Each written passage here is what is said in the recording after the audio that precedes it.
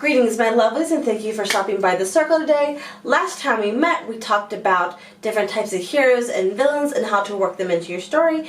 And today we're going to go into the 10 different types of supporting characters to make your novel more interesting. So let's go.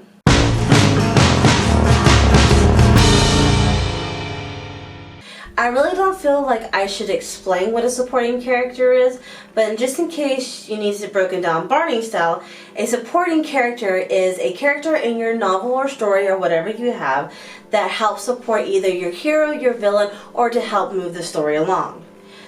So let's just go ahead and get this ball rolling. Type of character number 1, the mentor.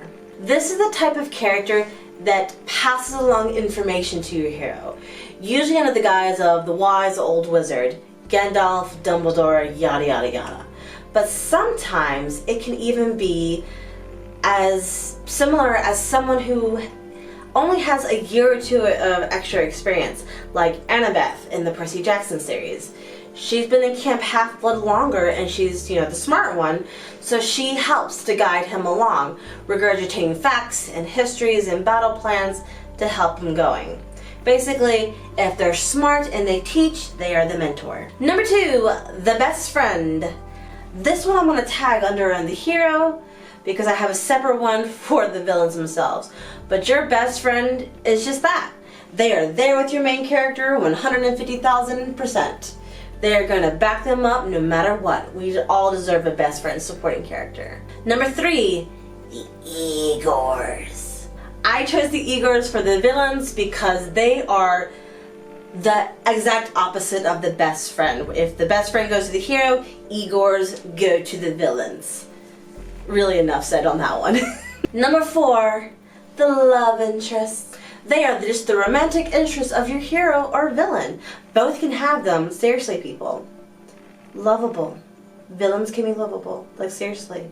Number 5, flash in the pan. So, what I mean by flash in the pan is that these are characters that just pop up to drop some major information, whether it's, oh no, the evil witches have destroyed this one village, or I am the general in this army and I can help you go where you need to go, come follow me, and then they get killed off. They're there just simply to move the story along. Number 6, background. Now these are the characters that aren't necessarily as well developed as your main characters and your supporting characters, but they occur more frequently in a story than a flash in the pan. These could be co-workers, other people in a classroom if you're doing young adult or like in that setting, or even as just a neighbor. You know of them, there is this relationship that's there, but they're not really there or as well thought out. And again, they can usually drop information, work with character building, or move the story forward. Number 7, the sacrifice. This is the character that only exists to die. Sometimes it can be a best friend, or love interest, or a mentor, even a flash in the pan. But this type is a comporting character. Their death has to mean something. You can't just kill people to kill people. Looking at you, J.R.R. Martin. This death has to traumatize your hero or your main characters so much that it spurs them into action that they wouldn't take otherwise.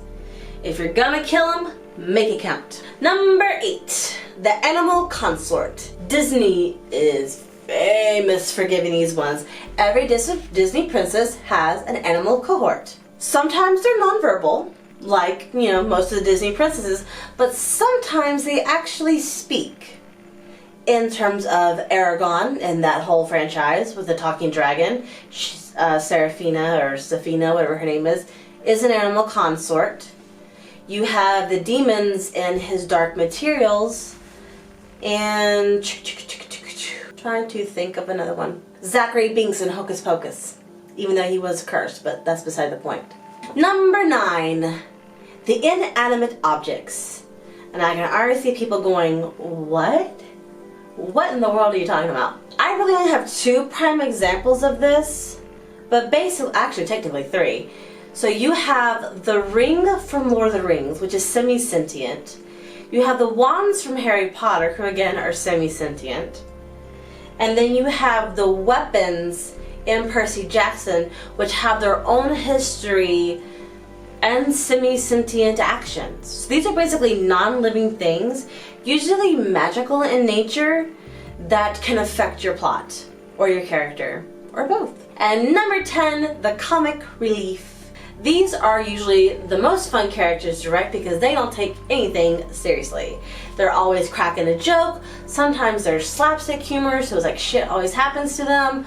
You know, the one that really pops up into my mind the most is Leo from the Percy Jackson series.